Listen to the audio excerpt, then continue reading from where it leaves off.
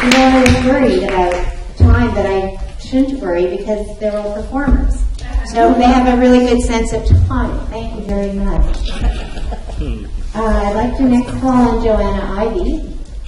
She studied at the Royal Winnipeg Ballet School and danced with the National Ballet of Canada and Atter Balletto.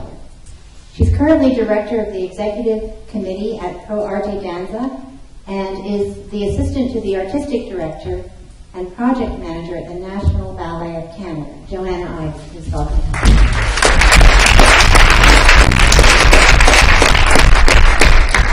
Good afternoon.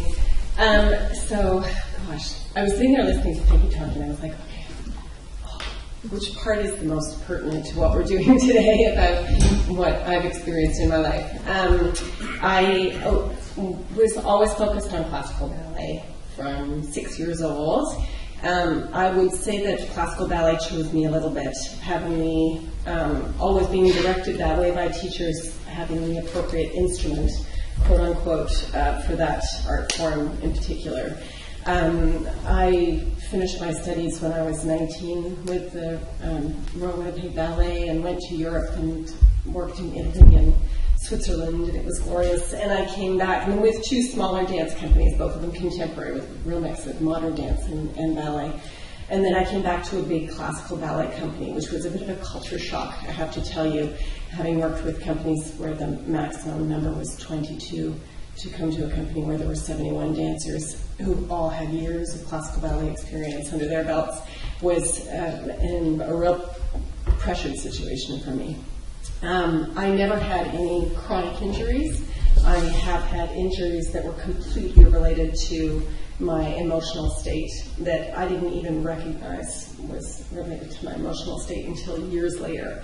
Actually, once I retired from dancing and I sort of understood the kind of pressures that I was under, continuing to work with the National Ballet of Canada, and in particular being in charge of the development and the management of the company's health and wellness program, has allowed me to understand dance medicine from a number of different perspectives, my own experience, as well as working with our medical team and helping them understand a little better dancers, their psychology, their the kind of pressures that are unique to them, what keeps them dancing when they're injured, how to get them to recognize injury and not be afraid of it, and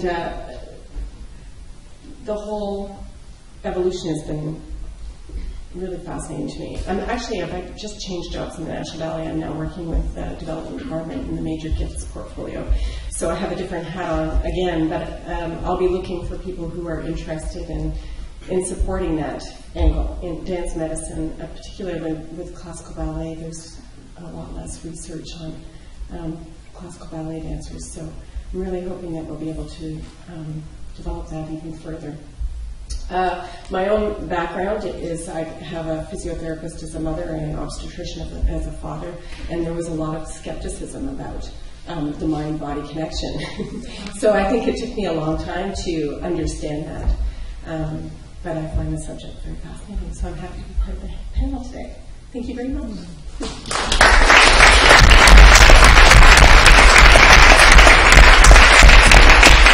I think that was welcome. Have I got anyone terrorized?